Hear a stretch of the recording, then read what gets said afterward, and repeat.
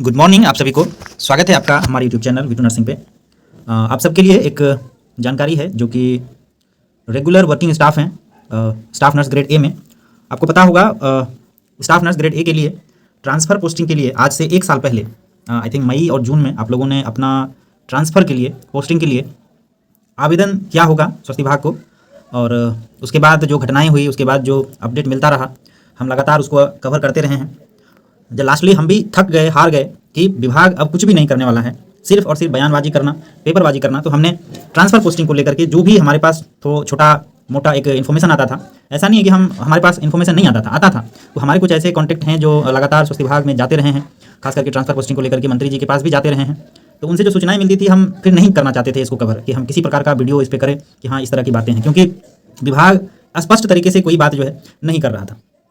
तो वापस से स्वास्थ्य विभाग की तरफ से ट्रांसफ़र पोस्टिंग के लिए लिंक ओपन करने वाले हैं।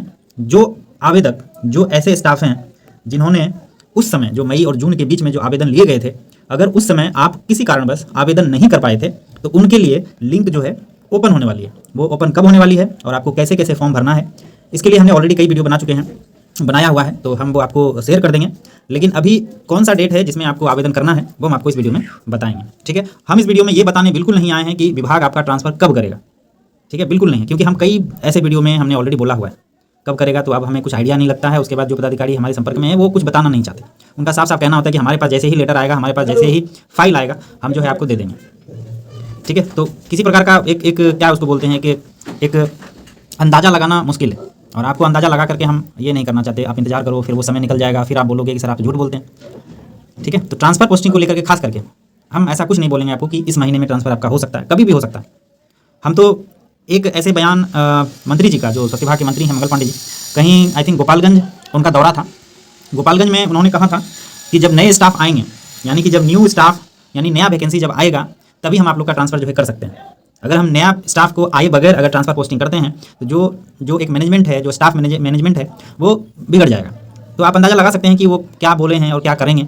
ठीक है, हो सकता है कभी भी दे दे, या हो सकता है जब नए स्टाफ योगदान दे दें आपके विभाग में, तब आप लोगों का ट्रांसफ़र करना उनके लिए थोड़ा सा आसान हो जाएगा। तो हम इस पर बिल्कुल नहीं बोलेंगे कि वो कब ट्रांसफ़र करेंगे।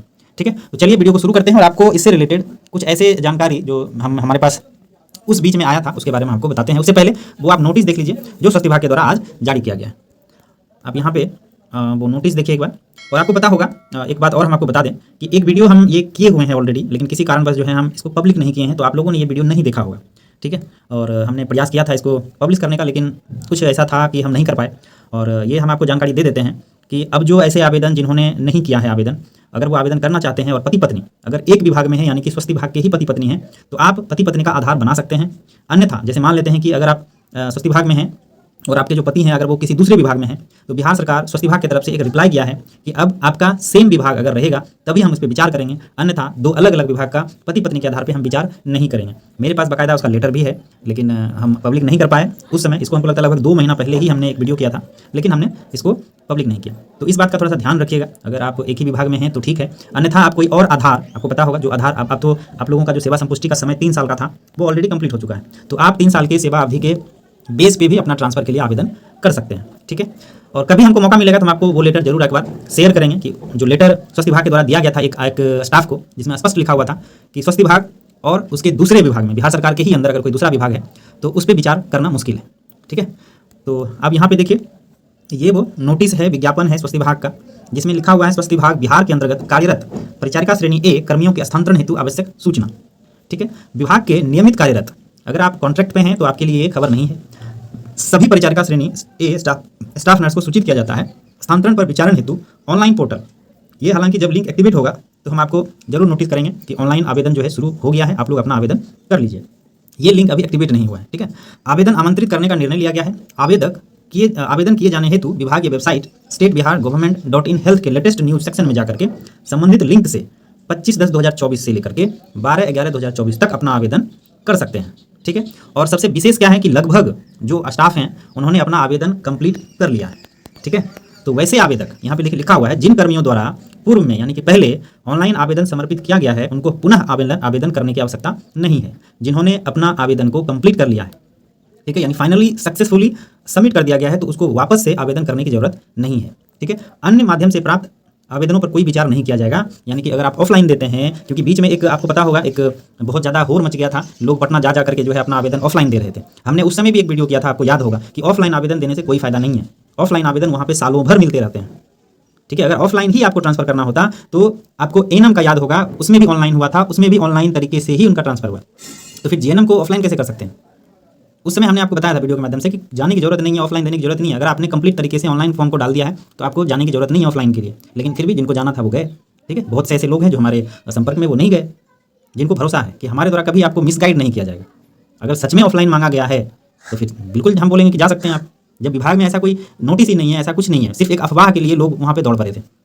ठीक है, तो अन्य माध्यम से अगर आप पटना में आप आवेदन दे रहे हैं तो उस पर विचार नहीं किया जाएगा, याद रखिएगा।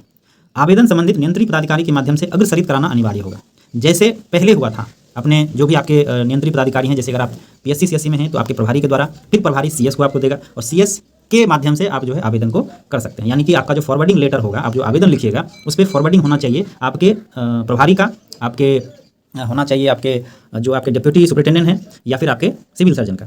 ठीक है, अगर आप मेडिकल कॉलेज में हैं तो आपके वहाँ के सुपरिटेंडेंट का होना चाहिए। जो भी आपके नियंत्रित पदाधिकारी हैं उनके द्वारा आपका जो एप्लीकेशन है वो फॉरवर्डिंग होना चाहिए।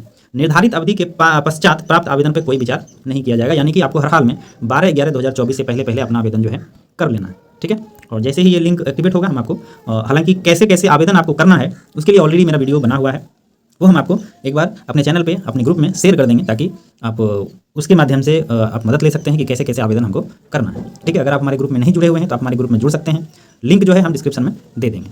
ठीक है, दूसरी बात आपको बता दें कि मंगल पांडे के द्वारा कई तरह की जो बातें हैं वो कही गई है, लेकिन ठीक है ना, बताना उचित नहीं है, लेकिन संभव है कि अगर उन्होंने शुरू किया है अगर नवंबर तक, क्योंकि इस बार आवेदन के बाद फिर से त्रुटि के लिए आपको मांगा जाएगा।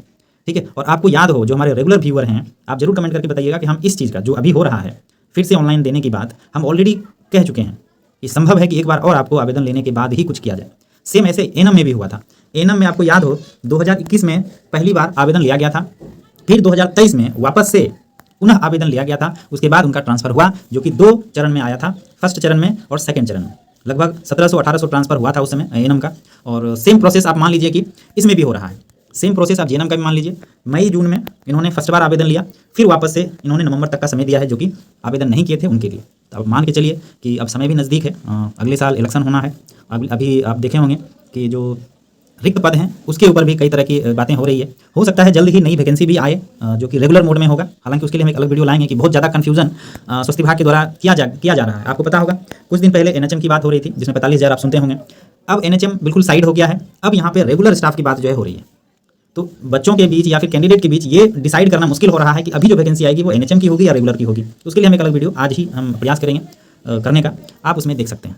ठीक है, तो जैसे ही रेगुलर स्टाफ की भर्ती होगी, समय नज़दीक है ऑलरेडी, अगर भर्ती हुआ तो शायद आप लोगों का ट्रांसफर जो है जल्दी हो जाए, इतना तो श्योर है। उससे पहले अगर किया भी जाएगा, अगर वैकेंसी से पहले अगर किया जाता है तो हमको लगता है कि कुछ संख्या में आपका ट्रांसफ़र जो है हो सकता है। लेकिन जो मास नंबर आप जिसको कहते हैं कि बहुत ज़्यादा संख्या में ट्रांसफ़र अगर होगा तो बिना स्टाफ का संभव नहीं है। हमने आपको कई वीडियो में पहले भी बताया हुआ है कि साउथ बिहार नॉर्थ बिहार में कितना डिफरेंस है, तो स्टाफ का मैनेजमेंट बहुत मुश्किल होगा। इसीलिए नए जब स्टाफ आएंगे तो आपका ट्रांसफ़र कराना संभव होगा। ठीक है, बाकी अभी तो ऐसा कुछ अपडेट नहीं है। जैसे ही लिंक ओपन होता है हम आपको जरूर एक बार नोटिस करेंगे, एक बार जरूर हम आपको बताएंगे।